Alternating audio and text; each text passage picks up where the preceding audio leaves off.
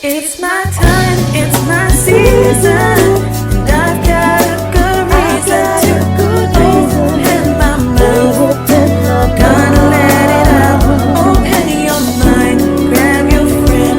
Hope you listen to the end. The vibe is good and learning meets on She Who Speaks. Hi, welcome to another episode of She Who Speaks. I'm Renee, lover of a good laugh and all things behavioral. With me is Marilyn. She's unassuming but with a good listening ear. And Love Min, the unstoppable force with an angelic voice. Together, we are She Who Speaks, and we are so delighted to have with us today clinical worker, illustrator, author, entrepreneur, just extraordinaire, Tasha Lowe. We are so excited to have you, Tasha. I'm happy to be here. So happy to have you. I know we've been trying to get together for some time. You have so many wonderful projects that you're doing, and we're so excited to be able to share that with our viewers later toward the end. But we brought Tasha here for a reason because I think we can all agree, ladies, that emotions are something that we all have. And kind of depending on how we were introduced to them and how we were taught to process them, we are either good with it or we kind of have a hard time with it as adults. And so Tasha wrote this book, right, that addresses emotions in children. And so I thought, what better way for us? We all kind of sat together and thought, well, let's bring her. She should be the one that tells us about it, and kind of tell us about your book, Tasha, and why you wrote the book. Well, I'll start with the book was inspired by my nephew. I don't have a child of my own, but a lot of persons in the past would have thought, hey, this is her son. Never told them differently. When he was very young, he went through something very, very tragic. And he was about 3 or 4 when he lost his dad. Very tragically back in Jamaica.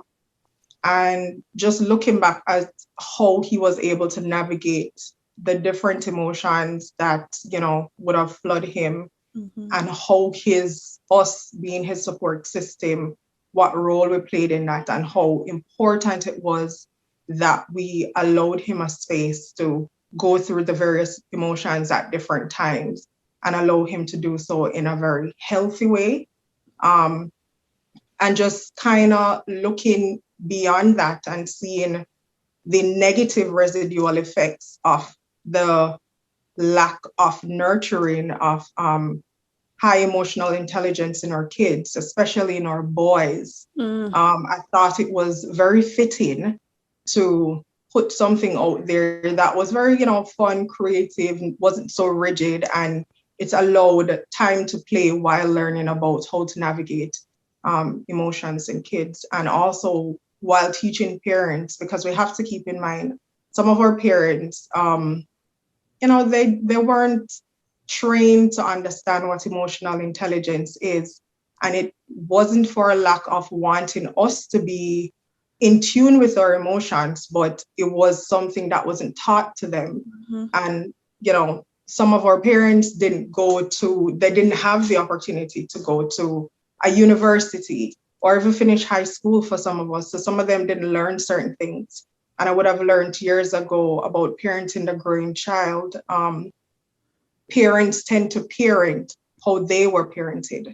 So you have a lot of those things that should have been stopped years ago that continues. So I saw the opportunity to put something together that allows us, well, I'm a parent, not biologically, but would allow us to, learn as well as teach our kids how to best deal with these things.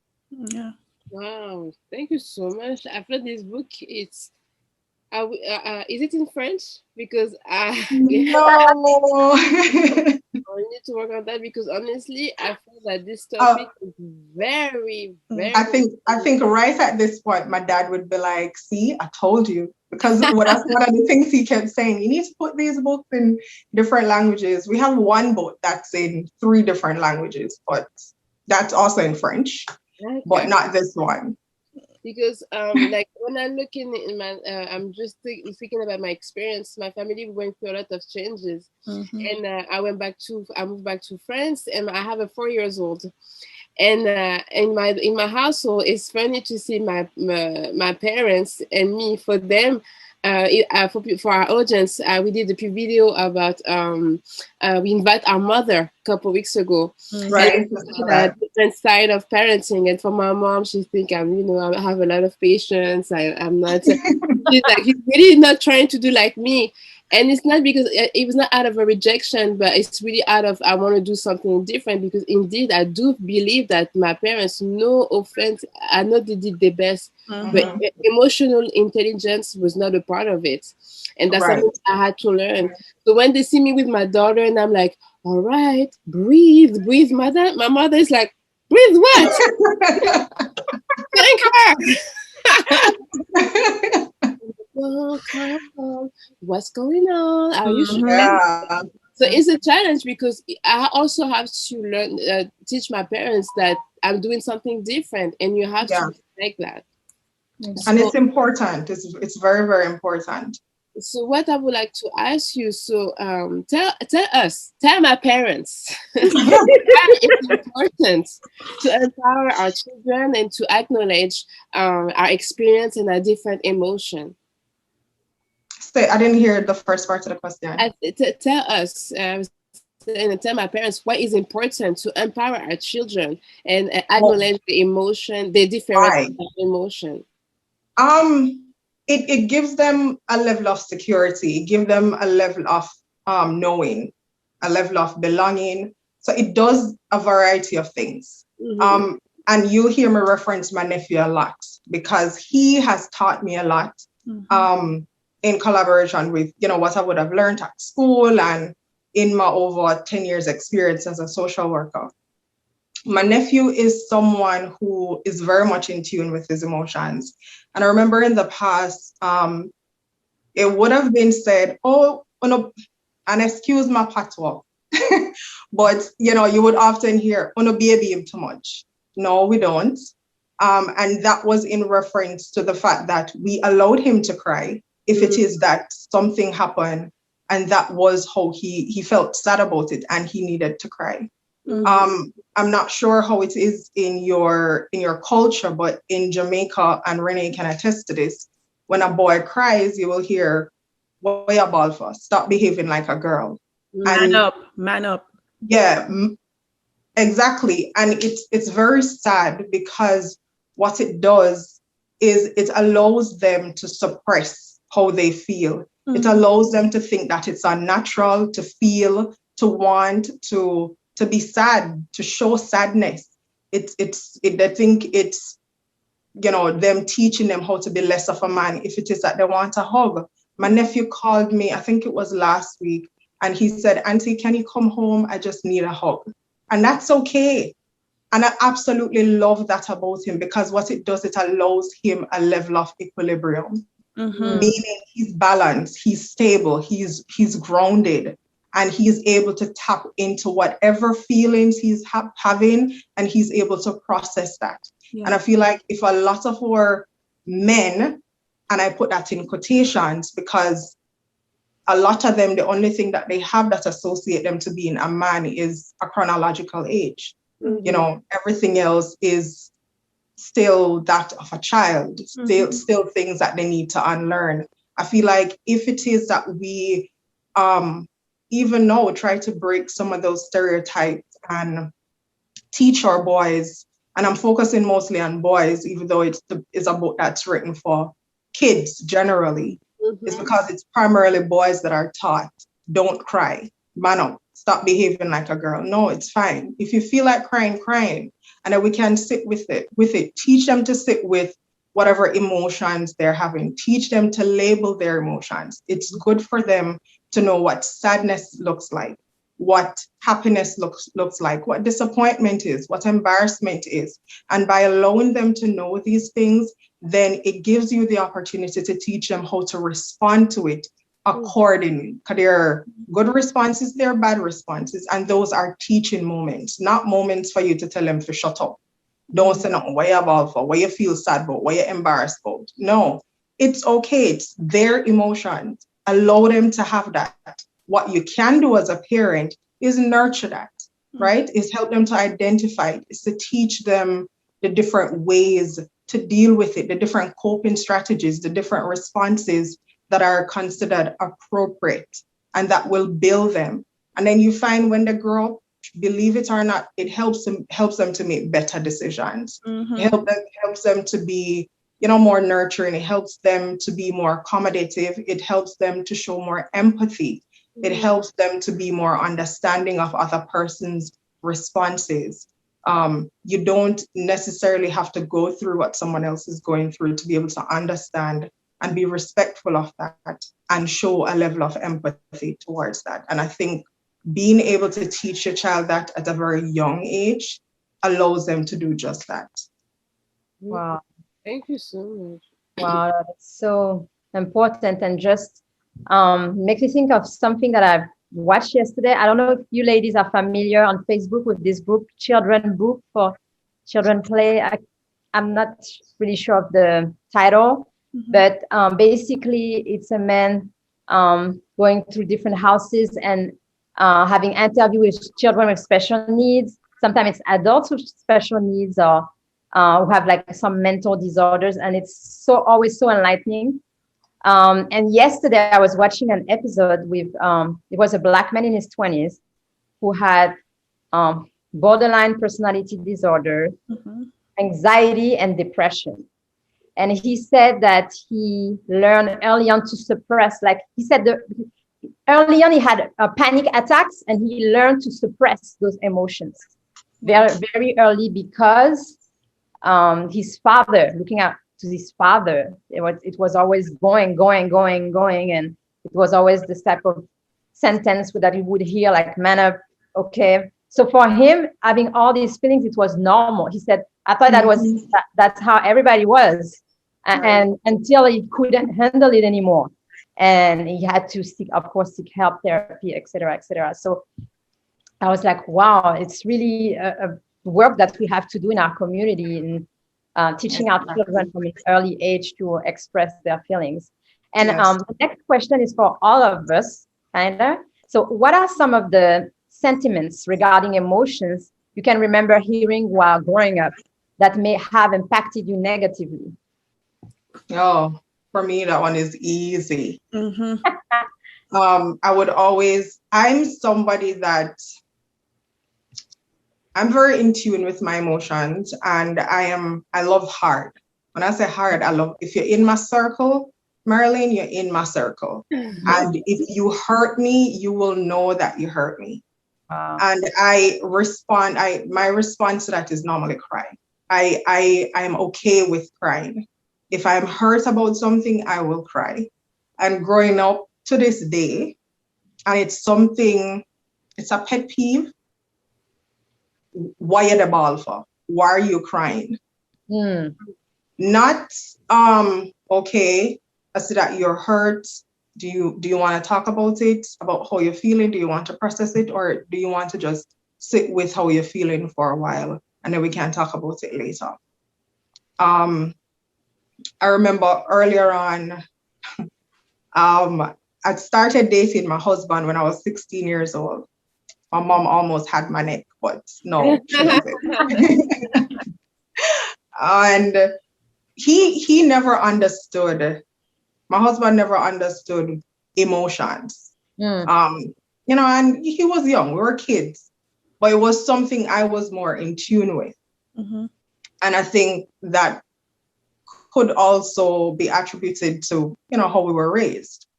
And I remember at one point in our relationship, he would always think I cry to get attention. Like, that's why I'm crying. Like, it wasn't, I am crying because I'm hurt about this. This is how I feel. understand what I'm feeling about this particular situation and respond accordingly. Don't criticize how I'm feeling or downplay the fact that I'm crying because you think it's not something to cry about. And that's okay if you believe it's not something to cry about. But it's my response, and I should be allowed to have my individual response to something. And it wasn't just him. It was, and mom, listen, my parents did an amazing job with me. But like Love Mean said earlier, it wasn't their thing. I don't think my parents, while I grew up in an environment where I always heard I love you. I always commend my parents. I always heard I love you.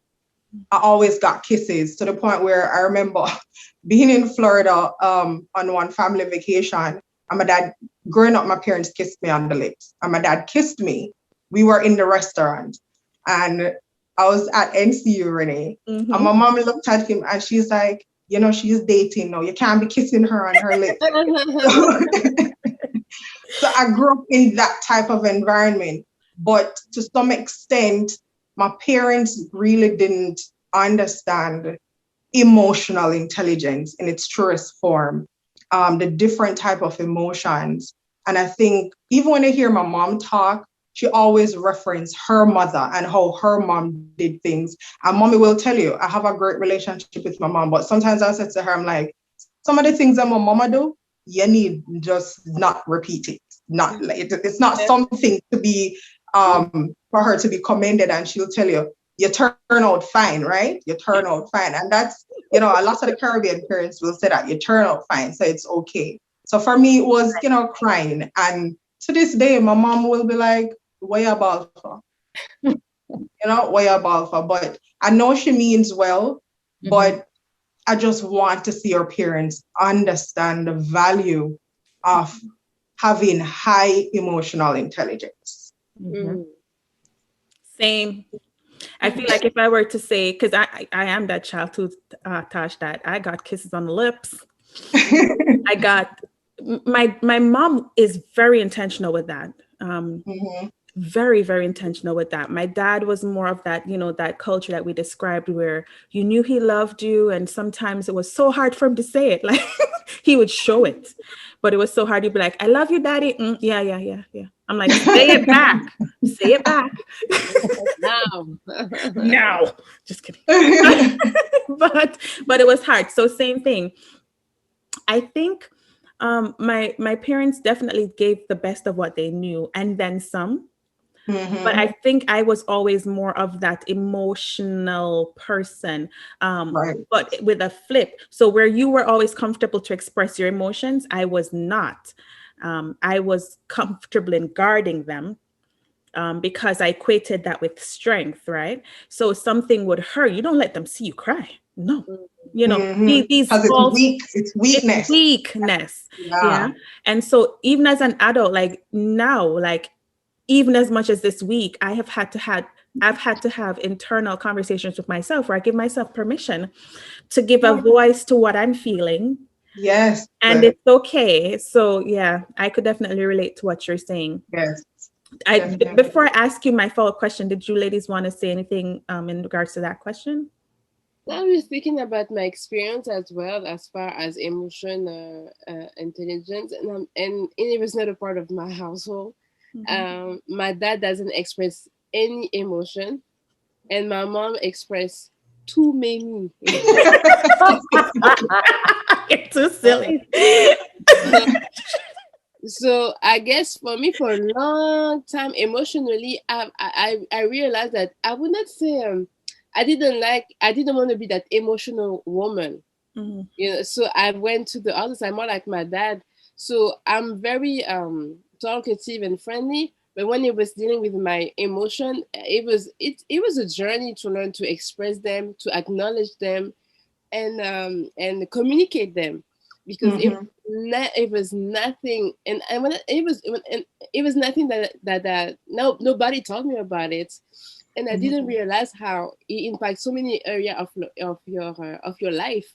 So it was just, it's interesting to hear our conversation and for me to reflect how I choose a side, and to the point where I was almost emotionally very cold when it dealt with my emotion. It appeared that I was cold and I didn't care, when in reality I just didn't know how to do it. Exactly. Wow. Yeah, similar experience. I mean, that's why I like the story that I told in the beginning, because for me, it was more so looking at my mom is my hero, as you all know. So for me, she always is the person who suppressed. She always, that's how she did. She had to keep going. She had to be strong, so she suppressed. So for me, I learned early on to suppress. Don't show your emotion, don't react, but it affects you on the inside.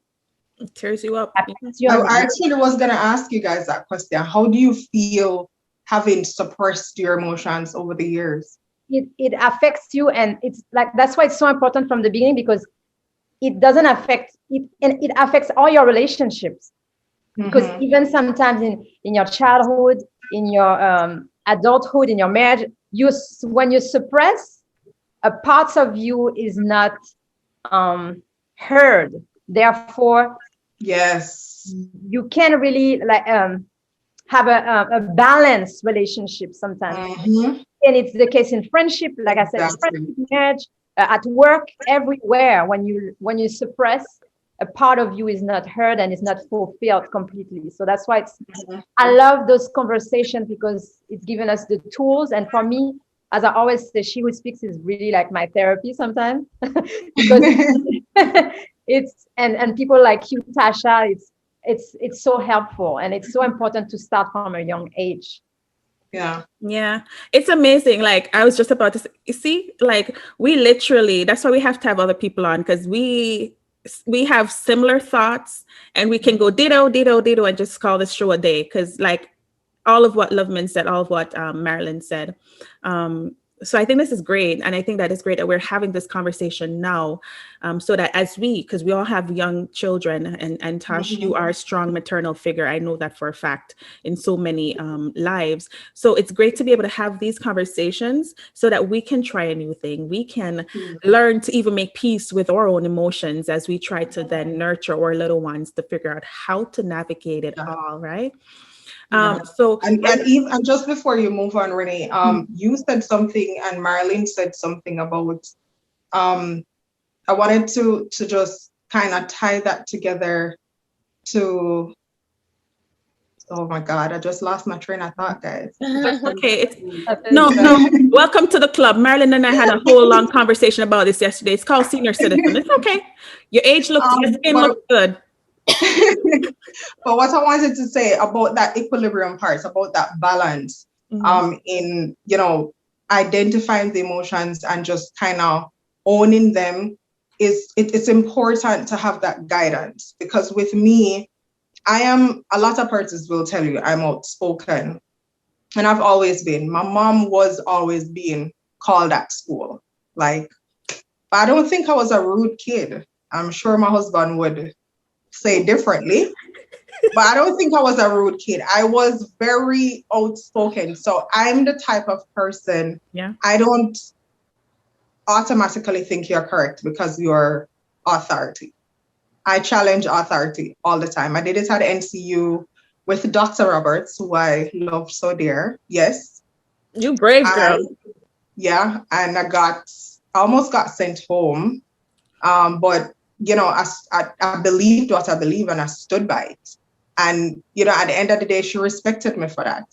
But what I wanted to say is this: having that authority figure or that person who is themselves emotionally intelligent to guide you, it provides balance. So you're not doing too much or too little. Because for me, while it was okay to express myself, because I wasn't taught how to do it in a way that would be deemed respectful, or even though I don't think sometimes I was disrespectful, if I'm being honest. It's just my thoughts. But I think sometimes if we don't have that person to kind of reel us back in, we can overdo it. And again, that is not having emotional intelligence. Yeah, you're okay with saying how you feel and you're okay with expressing yourself, but there's a way to do it, a healthy way to do it. And that's one of the things the book points out.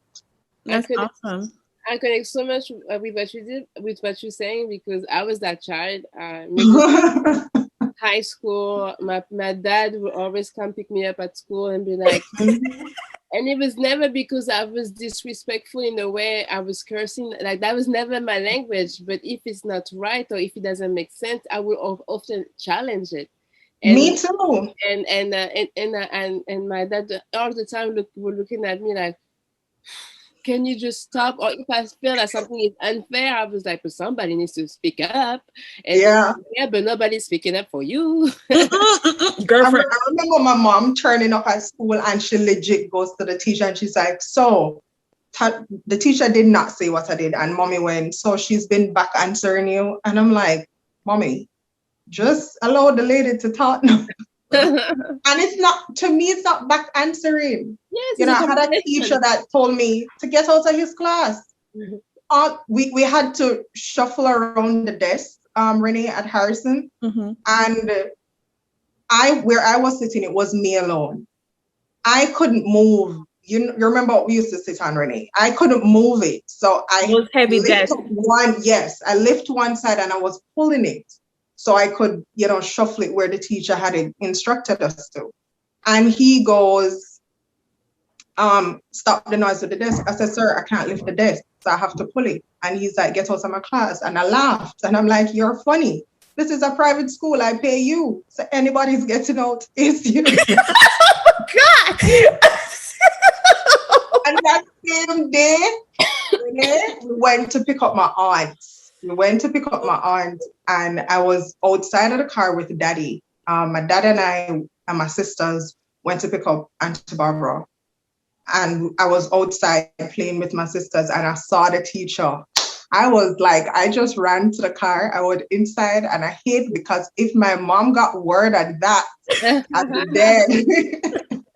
So, it's just another example of I'm okay with expressing how I feel, but that wasn't the way, obviously. And it was in front of the class and of course everybody was laughing. So I feel like there's a little piece of I feel like Loveman is the most Marilyn is more reserved in that approach, and I know she would never say that. So I feel like I have a little slither of Marilyn in that instant, but I'm also Tasha and I'm also Loveman because I felt like a self-appointed champion of justice and equality. Like no one gave me that title, but I just felt like so. And honestly, growing up in school, I'm just being very honest now. A lot of the favor, curry favor, we call it, was toward me because I was deemed the good kid that, teachers loved because I would get great grades. And so, teachers love that, right?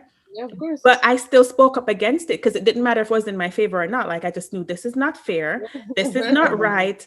And so, but also my mom was so well known that I had low piece of Marilyn in me that I would only tell you exactly how I felt if I felt like you cornered me. And if you didn't corner me, then, you're fine. Yeah, but leave it alone. But I know we're coming so close to our time ending, but here's what I wanted to ask you as a parent, and we've all kind of been there where your child has like an emotional outburst, and can you give us like some practical tips that we can use so that we allow them to honor the truth of what they're feeling, but like you mentioned, in those wholesome, healthy ways? I think each situation has to be approached depending on what that situation is. I think each situation is unique. Each child is different. You can take something from a child and the child understands that, okay, the time for the tablet is up and I have to move on to another activity, whereas another child will just have an outburst and just start crying and screaming and throwing stuff. So I think it's important for us first to identify our child as individuals. They're persons. One of the things you would often hear, again, growing up in Jamaica, a child should be seen and not heard. Rubbish. And I've even had this conversation with my mom. A child has a brain and a child will do more of what you do than what you tell them not to do. Mm-hmm. So to answer that question, I would say sit with the child. It depends on how the child is responding. So if the child is just throwing a temper tantrum, okay, walk away. Because one of the things you have to understand is in that moment, that child frontal cortex is not in a place for to receive any form of corrections or or redirection, sorry. Mm-hmm. Right? That prefrontal cortex is kind of just inaccessible at that point. So it's good for you to remove yourself, ensure that the space in which the child is having the tantrum and throwing the stuff, the child is still safe. So they're not necessarily doing anything to hurt themselves or to hurt anyone else around them. And you give them their 5 minutes. A typical Jamaican mom, my mother, she would just bust your ass right there. So you get a good ass whipping. But I feel, while I'm not a biological mother, my sister has given me the opportunity to an extent parent my own nephew. And I realize with every single thing, every single situation, it's an opportunity to teach. Mm-hmm. It's an opportunity to mold. Remember, you have given the privilege, you have given the opportunity to raise a new generation. And that's not something that's light. So while I believe in the belt, and there are times that spanking is necessary, it depends on the situation. Mm-hmm. So talk to your child. So walk away if you need to walk away and give them that 5 minutes. Let them calm down. Mm-hmm. Go back and sit with them and talk to them. Ask them questions. Validate how they're feeling. So you are asking, why did you respond the way you responded when I removed the tablet? Mm-hmm. Hear what they're saying. Find out what their thought process is, because that will allow you. It's an open-ended question. So what it does, it allows you the opportunity to put some valuable information in, mm-hmm. right? And they're kids. Sometimes they're so unpredictable. Sometimes they're having a bad day. And I think as adults, as parents, sometimes we don't think that kids have bad days because they're not paying bills or, they don't have responsibilities. They have bad days. They have their own world. Mm. So sit with them, talk to them, validate their feelings, walk through that with them through the process of how they're feeling, and allow them to express themselves. Teach them journaling, teach them to write stuff down. So if they might necessarily don't want to talk to you, create different activities with them that helps them to know how to respond to these things. So if I'm feeling angry the next time, am I going to be throwing a tantrum, throwing stuff? No, because guess what? The last time this happened, my mom gave me these things. Mm-hmm. So it's removing one thing, but replacing it with something that's healthy. So it's doing what you need to do to help them to unlearn that bad behavior of throwing stuff and screaming at you and doing all of those things with, okay, if I feel this way, I can walk away. Mm-hmm. I can sit in a corner. I can count to 10. I can color, do some coloring therapy. I can journal. I can listen to music. Those, just give them options to replace the negative outcome or responses that they would have had. Love it. Love it. Yeah. I love it. Thank you so much. I feel like that's so practical. And guys, I hope as you've been listening, you've been learning. Please feel free to jump in our comment section and let us know your childhood experience with emotion. Tasha said, growing up in the islands, children are to be seen and not heard was something that I heard a lot and grew up thinking that even as an adult, like my voice didn't matter because I didn't necessarily need to be heard unless it was needed. So jump in the comment section and let us know what you think. I think, ladies, do you agree? We learned so much. This was a great conversation. Like always. And I can happily say my mother with my nephew, her grandson, she's so different. My nephew has a voice, guys. My nephew has a voice, and my mother will sit and listen to him. Oh, that's what they always do. Yeah. So they still can learn. They might be old, but they still can learn. Not too old to learn. Hey, well, I'm excited. I'm so excited, and I'm excited to put some of what we've learned together into practice. Before we wrap up, Tasha, I just wanted to give you a minute to kind of tell us how can we follow, keep up with you. Tell us some of the projects you're working on. Oh, I'm doing a lot, but it's exciting. So you can follow me. I'm Culture Jamaican on Show us your Instagram. shirt, girl. Show us your shirt. Oh, yeah. It's kind of backwards, but I'm Culture Jamaican on Instagram. That's my personal page, and I'm also Culture Jamaican on Facebook. I'm Culture Jamaican _apparel on IG, where you can find really, really cool t-shirts, sweats, pullovers, bags, and those you will see displaying my illustrations, some beautiful illustrations merged with beautiful scriptures and just uplifting messages. So please go check that out. And last but not least, you can also find us at and I say us because it's myself and my husband, just.genius. So we're just.genius,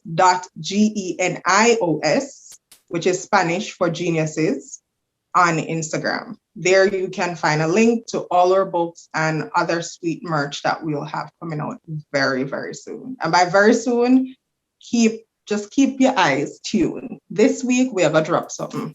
Hey. And just in case you missed that, she's saying there's new content coming out this week. And this is so true. They're doing so much, guys. Please support. Jump in the comment section. Remember to like, subscribe, and share. And as always, this is She Who Speaks. Take care of yourselves and each other. Bye-bye. Bye.